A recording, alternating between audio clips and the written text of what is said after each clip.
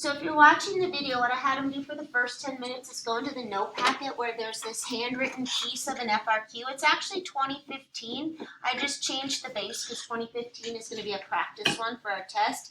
C is not on here, but I told them it's the easiest part. It had to do with e to the x's expansion, which we all kind of have memorized, and then you had to just kind of tweak it a little bit. All right, so the first part said to use the ratio test to find the radius of convergence. So you're going to take your ratio test and launch it. Just got to be really careful. I saw some of you had it upside down. So something in your cleanup, you might have done a little too fast. So for our ratio test, we add 1 to the n. So that'd be n plus 1 minus 1, which would make it that. X to the n plus 1 would be on top because it's times. And so kind of note that. And then an n plus 1 on the bottom. And then we'll divide by or multiply by the reciprocal. On the top goes an n. On the bottom goes your negative 5 to the n minus 1. And then also your x to the n. We need to force that to be less than 1. If you did that, you get 1 point. There's 1 point for student sets up ratio. You can see it. Whoops, that's not the right one. Right here.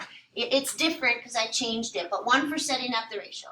Okay? 1 for computing the limit. So if you did your limit process correctly, you can still get that point even if your radius is off. So when you do your limit next, you need to simplify everything. These are going to leave an x on the top.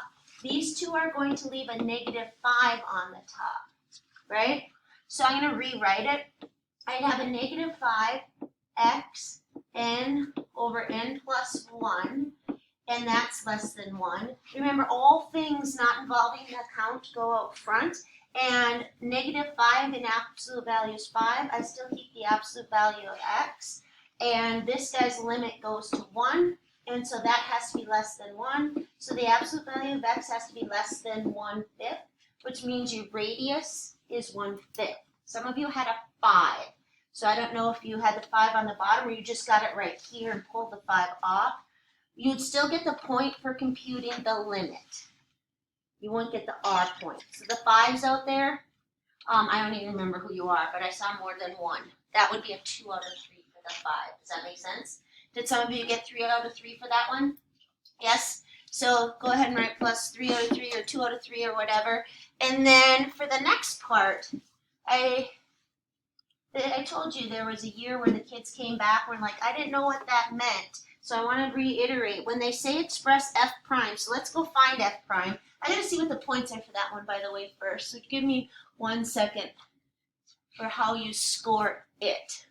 It's going to be 2 points for the first 4 non-zero terms, and then you're going to get 1 for the rational function. So if you got it listed out, you still get to save 2 points, and the listing it out was actually pretty easy. It's easy to take the derivative of that. So f prime would be 1 minus 5x plus 5x squared minus,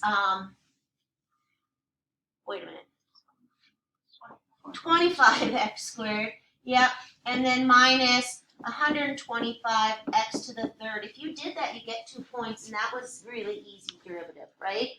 The third point was, it says write it as a rational function. What they're telling you is that this is in geometric form, and you can write it as a over 1 minus r. That word rational means as a fraction. So did some of you catch that? Yeah, I know, Keaton, I saw yours. I actually didn't look over there much, but so I can write this as a over 1 minus, and what am I multiplying by consistently, Keaton, that you used? A negative 5x, or 1 over 1 plus 5x. It's only 1 point, but that's a tricky little point in there, and it's that word rational. It doesn't say write. If they had said write it in geometric form, you guys would have been fine with it. It's an easy one, right? So be careful that you understand the language of the calculus and not just how to do it, if that makes sense. Anyone get 6 out of 6 on that? I saw yours was. And then part C was super easy. All right. So before I turn off the recording, I'm going to explain to them what we're doing. The next thing I'm going to do is go over one on your quiz. So I'm going to give you your quizzes back, but only one of them got scored. All right. So 1 in each group. But then I'm going to have you sit in your groups, and you can choose if you want to fix them for half points back or not. All right? So in Caden's group, only his got scored. But you should have seen your score on the computer. You can fix it for half that, Cameron. Sleeping again? No. Okay. There we go. Sleepy fella. All right. There's that one. Do you still need? I don't. I need you to leave. Who else did take the quiz? There's one other person. Must not be in here. All right. In Amy's group, I only scored hers, and Ellie's not here. Hannah, I'm gonna give you Amy's so you can see. And I might do the only one you guys got wrong. You can still get half back. You just have to do it with me. Ava, yours got scored. Max and Friendly's, I'll get back. And you'll get to see your score once if you choose to fix it. And then Peyton, yours is the one that's got scored. Felicia and Aaron, here's yours. And then Lindsay, yours is the one that got scored. And then Lily and Kaden. And then Annika, yours is the one that got scored. And Alicia's not here. All right. So the next thing we're going to do is there's one common one that got missed. So we're on task number 3 of about 5 tasks today. All right, the one that a lot of you got wrong was the general term. And number 3 was worth 4 points. I gave 2 for the expansion and then 2 for the general term. So if there's just one thing wrong with your general term, like the one I'm looking at, forgot the alternator, I just took 1 off. If there were 2 things or more wrong with your general term, I took 2 off. And so it's number 3. We're going to go look at number 3. Almost everybody had it expanded correctly, so I'm just going to go right to the expansion. Well, it'll go really fast. So is x cosine of twice x? You start with the cosine, so I'm going to go really fast. 1 minus x squared, 2 factorial plus x to the 4th over 4 factorial minus x to the 6 over 6 factorial. And if you fix this one, do it on a separate sheet and staple it. All right? And I'll give you halvesies, backsies for the ones that you fix. All right? And then cosine 2x would be what I get when I put a twice x in here. Here's a little hint for those of you struggling with the general term. A hint.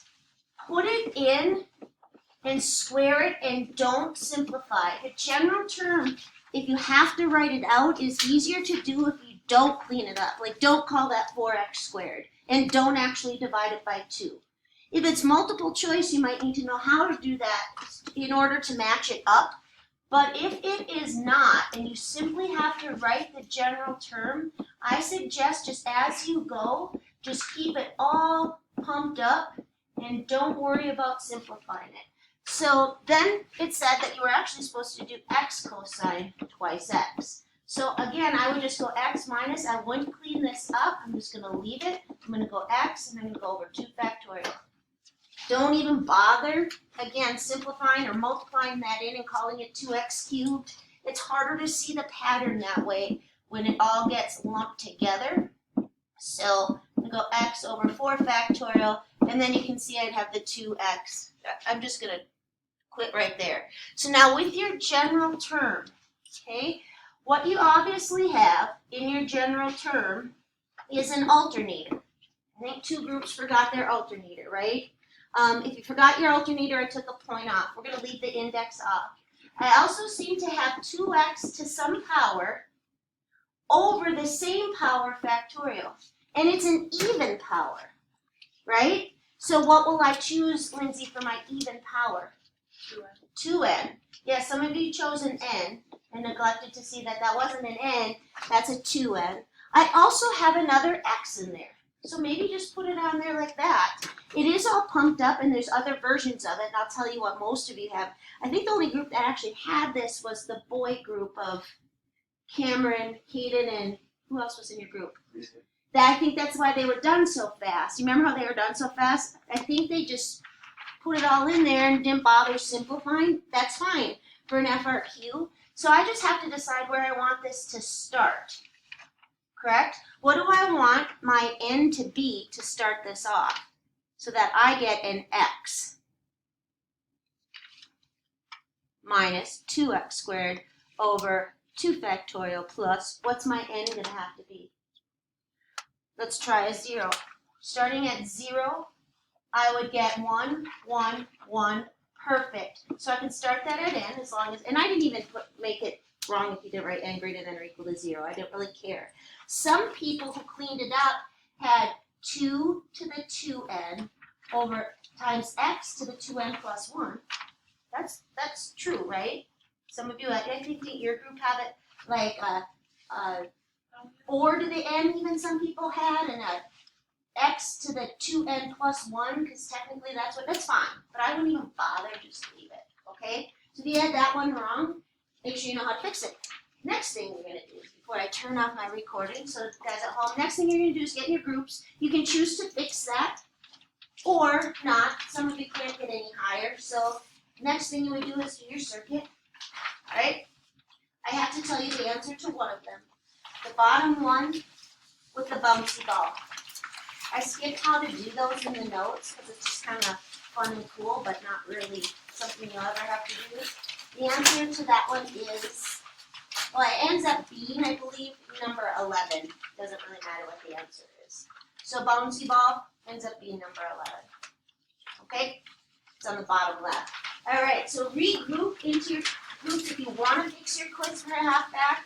Otherwise, go ahead and start the circuit. When the circuit's done, you might want to get at least that written down so you can get the extra credit. And I'd need it by Monday, so you might want to, because you have to write those 2 examples down on the top before you do the problems. Again, if you have 100% and you know how to do those 2 tasks, don't do it. That's why I'm not giving answers. All right, go ahead. Decide to regroup up.